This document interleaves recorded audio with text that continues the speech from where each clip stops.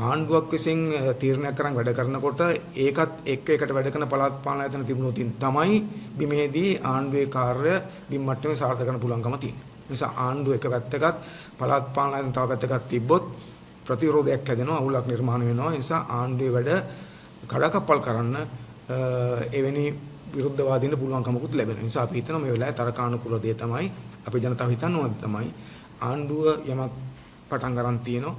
ජනතාව අනුමත කරනවා අපි පටන් ගත්ත දේවල් ටික ජනතාවට සහන ලබා දෙනවා, වැටුප් වැඩි කරා, මුදල් වැඩිපුර වෙන් කරා, සෞඛ්‍යයට මුදල් වැඩිපුර වෙන් කරා, අධ්‍යාපන මුදල් වැඩිපුර වෙන් කරා, අනිත් පැත්තෙන් ගත්තොත් දේශපාලන සංස්කෘතිය වෙනස් කරා. ඒ නිසා ජනතාව ඒක අනුමත කරනවා. හරියන්න නම් මල්ලි හරිම තැනට යන්න ඕන. LOLC ෆයිනෑන්ස් හරියන්න හරිම තැන. ජනතාවගේ ඉල්ලීම තියෙන්නේ මේ කටයුතු තවත් වේගවත් කරන්න කියලා. ඒ නිසා ඒවා වේගවත් කිරීමේදී අපි හිතනවා අපිට ගොඩක් වැදගත්කම තියෙනවා පළාත් පාලන ආයතන. ඒ නිසා පළාත් පාලන ආයතනවල බලය ආණ්ඩුව දරන පක්ෂයේ සතු වීම ඉතා වැදගත් නිසා අපි ජනතාවට කියනවා අපි ආණ්ඩුවේ කටයුතු බිමට ගෙන යාම සඳහා බිම් මට්ටමේ ඔබේ නියුතුකත් කරලා පළාත් පාලන ආයතන සියල්ලේම බලය මාලිමාට ලබා දීමට කටයුතු කරන්න ඕනයි කියන අදහස් තමයි අපට තියෙන්නේ.